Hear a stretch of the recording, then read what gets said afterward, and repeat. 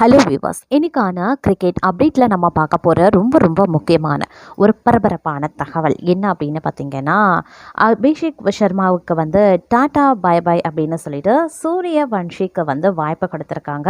அதுவும் பிளேயிங் 11ல் என்ன விஷயம் நடந்திருக்கு அப்படிங்கிறத பற்றின ஒரு பரபரப்பான அப்டேட்ஸ் வெளியாகி இருக்கிறதுங்க. எதற்காக அபிஷேக் சர்மா விலக்கப்பட்டார் அப்படிங்கிற ஒரு தகவலும் கசிந்திருக்கிறது. இது குறித்த முழுமையான தகவலோடு இன்னும் பரபரப்பான கிரிக்கெட் அப்டேட்ஸ் தொடர்ந்து நீங்கள் தெரிந்த பலன் பெற வீடியோவை ஸ்கிப் பண்ணாமல் கடைசி வரைக்கும் பாருங்கள். வீடியோக்குள்ளே போகிறதுக்கு முன்னாடி இது வரைக்கும் நீங்கள் நம்ம சேனலை சப்ஸ்கிரைப் பண்ணலை அப்படின்னா உடனே சப்ஸ்கிரைப் பண்ணிக்கோங்க. அப்படியே பக்கத்தில் இருக்கக்கூடிய நோட்டிஃபிகேஷனுக்கான பெல் பட்டனையும் ப்ரெஸ் பண்ணிக்கோங்க. சரி நேயர்களே, வாங்க வீடியோக்குள்ளே போகலாம். அயர்லாந்துக்கு எதிரான முதல் T20 கிரிக்கெட் போட்டியில் இந்திய அணி இன்று களமிறங்குறாங்க. புதிய கேப்டனா ஸ்ரேயஸ் ஐயர் பொறுப்பேற்றிருக்கக்கூடிய இந்த ஆட்டத்தின் பிளேயிங் 11 குறித்த எதிர்பார்ப்பு எகர ஆரம்பிச்சிருக்கு. 15 வயது இளம் வீரர் வைபவ் சூரியவன்ஷி இந்திய அணியில அறிமுகமாவது குறித்து உலகின் நம்பர் 1 T20 பேட்ஸ்மேனான அபிஷேக் சர்மா நீக்கப்படுவது குறித்தும் விவாதங்கள் எழுந்திருக்கிறது. அதிலும் பார்த்தீங்க அப்படின்னா, பெல்பாஸ்டில் இன்று நடைபெறக்கூடிய அயர்லாந்துக்கு எதிரான முதல் T20 போட்டி இந்திய அணிக்கு ஒரு புதிய சகாப்தத்தின் தொடக்கமாகும் அப்படின்னு சொல்லலாம். T20 உலக கோப்பையை வென்று தந்த சூரியகுமார் யாதவ் கேப்டன் பதவியில் இருந்தும் அணியில் இருந்தும் அதிரடியாக நீக்கப்பட்டு ஸ்ரேயஸ் ஐயர் புதிய கேப்டனாக நியமிக்கப்பட்டும் இருக்காரு. இந்த போட்டியில் 15 வயது வைபவ் சூரியவன்ஷி தொடக்க வீரராக களம் இறங்க அதிக வாய்ப்புகள் இருக்கின்றன. அவர் அறிமுகமானால் சஞ்சு சாம்சன் அல்லது உலகின் நம்பர் 1 T20 பேட்ஸ்மேனான அபிஷேக் சர்மா ஆகிய இருவரில் ஒருவர் அணியில் இருந்து நீக்கப்பட வேண்டும். சமீபத்திய உலக கோப்பையில் தொடர் நாயகன் விருது வென்ற சஞ்சு சாம்சன் விளையாடுவது உறுதி அப்படிங்கிறதுனால அபிஷேக் சர்மாவுக்கு இப்போட்டியில் ஓய்வளிக்கப்படலாம் என தெரியுது. இந்திய அணியின் மற்ற பேட்டிங் வரிசையில் இஷான் கிஷான் 3வது இடத்திலையும் கேப்டன் ஸ்ரேயஸ் ஐயர் 4வது இடத்திலையும் விளையாட போறாங்க. துணை கேப்டன் திலக் வர்மா 5வது இடத்திலையும், அவர்களுக்கு பின் சிவம் துபே மற்றும் அக்ஷர் பட்டேல் அல்லது வாஷிங்டன் சுந்தரால் ஆல்ரவுண்டர்களாக களம் இறங்குவாங்க.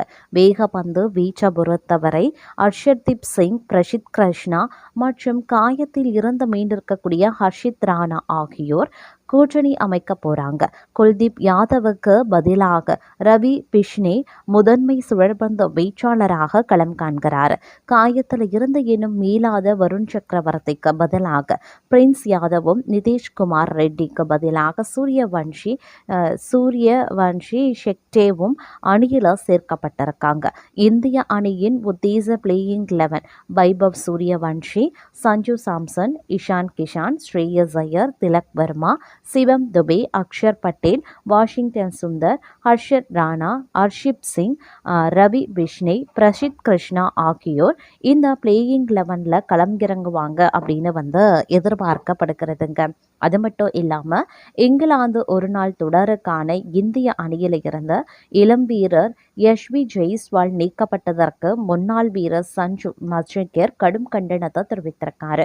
மேலும் சீனியர் வீரர்களான ரோஹித் சர்மா, விராட் கோலி ஆகியோருக்காக மட்டும் முடிவுகளை எடுக்கக்கூடாது என்றும் அவர் பிசிசிஐயை சாடியிருக்கார்.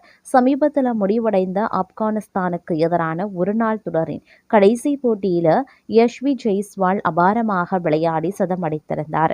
இது அவர் விளையாடிய 6 ஒருநாள் போட்டிகளில் பெற்ற 2வது சதமாகும்.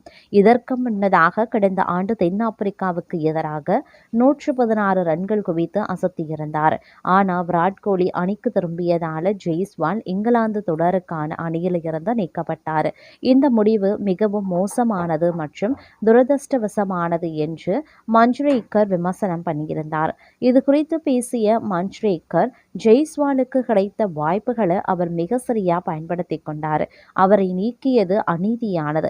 அதே நேரத்தில் ரோஹித் சர்மாவின் தேர்வு குறித்தும் தேர்வு குழுவிடம் நான் கேள்வி எழுப்ப விரும்புகிறேன். 2027 ஒருநாள் உலகக்கோப்பைக்கான திட்டத்தில் ரோஹித் சர்மா இருக்காரு என்று தேர்வு குழுவினர் உண்மையிலேயே நம்பினால் மட்டுமே அவரை அணியில் வைத்திருக்க வேண்டும். இல்லையெனில் அவரது இடத்தை வேறு ஒரு தகுதியான இளம் வீரருக்கு வழங்கியிருக்க வேண்டும் அப்படின்னு சொல்லியிருந்தார். மேலும் பெரிய வீரர்களின் செல்வாக்கிற்கு பயந்து முடிவுகளை எடுப்பது இந்திய கிரிக்கெட்டில் பல ஆண்டுகளாக நீடிக்கும் ஒரு பெரிய சாபக்கேடு. தேர்வு என்பது எப்போதும் விராட் கோலி, ரோஹித் சர்மா அல்லது ஜஸ்பிரீத் பும்ராவுக்கு எது சிறந்தது என்பதை பொறுத்திருக்க கூடாது. அது எப்போதும் இந்திய கிரிக்கெட்டின் எதிர்காலத்திற்கு எது நல்லது என்பதை பொறுத்தே அமைய வேண்டும் என்று பிசிசிஐக்கு எதிராக மன்ச்ரேக்கர் குரல் கொடுத்திருக்கார். இந்தியா மற்றும் இங்கிலாந்துக்கு இடையிலான 3 போட்டிகள் கொண்ட ஒருநாள் தொடர் வரக்கூடிய ஜூலை 14 அன்று தொடங்க இருக்கிறதும் குறிப்பிடக்கூடிய ஒரு விஷயமாகவே பார்க்கப்படுகிறது. அது மட்டும் இல்லாமல் இந்தியாவில் இந்த ஆண்டு நடைபெற்று முடிந்த 2026 ஐபிஎல் கிரிக்கெட் தொடரில் அட்டகாசமான ஆட்டத்தை வெளிப்படுத்திய ராஜஸ்தான் ராயல்ஸ் அணியின் துவக்க வீரரான வைபவ் சூரியவன்ஷிக்கு அயர்லாந்து மற்றும் இங்கிலாந்து அணிகளுக்கு எதிரான T20 தொடர்களுக்கான இந்திய அணியில வாய்ப்பு வழங்கப்பட்டுள்ளது. இதன் மூலமா சச்சின் டெண்டுல்கரை தாண்டி மிக இளம் வயதில் இந்திய அணிக்காக அறிமுகமாகக்கூடிய வீரர் என்ற சாதனையையும் அவர் நிகழ்த்த காத்திருக்காரு. இந்த வேளையில இந்த அயர்லாந்து அணிக்கு எதிரான தொடருக்கான இந்திய அணியின் ஜெர்சி கடந்த தினங்களுக்கு முன்னர் அவருக்கு வழங்கப்பட்டது. அதனை பெற்றுக்கொண்ட வைபவ் சூரியவன்ஷி தனது மகிழ்ச்சியையும் வெளிப்படுத்தியிருந்தார். முதல் முறையாக இந்திய அணிக்காக விளையாட போகும் அவருக்கு வாழ்த்துக்களும் குவிந்து வருது. இந்த நேரத்தில் இந்திய அணியின் ஜெர்சியில் அவர் தனது நம்பராக 3 என்கிற எண்ணை தேர்வு செய்திருக்கார். அப்படி அவர் இந்த 3ஆம் நம்பரை தேர்வு செய்ய என்ன காரணம் என்ன என்பது குறித்த தகவல் வெளியாகி அவரது மத்திய கவனத்தை பெற்று ஈர்த்து வருகிறது. அந்த வகையில் அவர் 3 என்கிற ஜெர்சி நம்பரை தேர்வு செய்ய காரணம் யாதெனில் வைபவ் சூரியவன்ஷியின் தாயார் 1+2 ஆகிய எண்களை கூட்டினால் 3 என்கிற எண் வருகிறது. அதனால் 12 என்ற இரட்டை இலக்க எண்ணுக்கு பதிலாக நேரடியாக 3ஆம் நம்பர் எண்ணை பயன்படுத்தலாம் என்று அவருக்கு ஆலோசனை கூறியிருக்காங்க. அதனை ஏற்றுக்கொண்ட வைபவ் சூரியவன்ஷியும் தன் தாய் ஆசைப்பட்ட 3ஆம் நம்பரையே தேர்வு செய்துள்ளதாக தகவல்கள் வெளியாகியிருக்கின்றன. ஏற்கனவே இந்திய கிரிக்கெட்டில் 3ஆம் நம்பர் ஜெர்சி எண்ணை முன்னாள் வீரர்களான ஹர்பஜன் சிங், சுரேஷ் ரெய்னா மற்றும் யுஷ்வேந்திரா சாஹல் ஆகியோர் பயன்படுத்தி இருக்கின்றனர் என்பதும் குறிப்பிடத்தக்க ஒரு விஷயமாகவே பார்க்கப்படுகிறது. அதே மாதிரி அயர்லாந்து நாட்டிற்கு சுற்றுப்பயணம் மேற்கொண்டிருக்கக்கூடிய ஸ்ரேயஸ் ஐயர் தலைமையிலான இந்திய T20 கிரிக்கெட் அணியானது தற்போது அயர்லாந்து அணிக்கு எதிராக நடைபெற இருக்கக்கூடிய 2 போட்டிகள் கொண்ட T20 தொடரில் பங்கேற்று விளையாட தயாராக காத்து கொண்டிருக்காங்க. இந்த T20 தொடரானது ஜூன் 26ஆம் தேதி துவங்கி ஜூன் 28ஆம் தேதி வரை நடைபெறப் போகிறது. இந்த 2 போட்டிகள் கொண்ட தொடரில் விளையாடி முடிக்கும் இந்திய அணி அதற்கு அடுத்ததாக இங்கிலாந்து நாட்டிற்கு சுற்றுப்பயணம் மேற்கொள்ள இருக்கிறது. இந்நிலையில் இந்த இந்தியா அயர்லாந்து அணிகளுக்கு இடையிலான 2 T20 போட்டிகள் கொண்ட தொடரில் இந்திய அணியின் துவக்க வீரராக களமிறங்கும் சஞ்சு சாம்சன் முன்னாள் துவக்க வீரரான ரோஹித் சர்மாவின் முக்கிய சாதனை ஒன்றினை முறியடிக்க காத்திருக்காரு.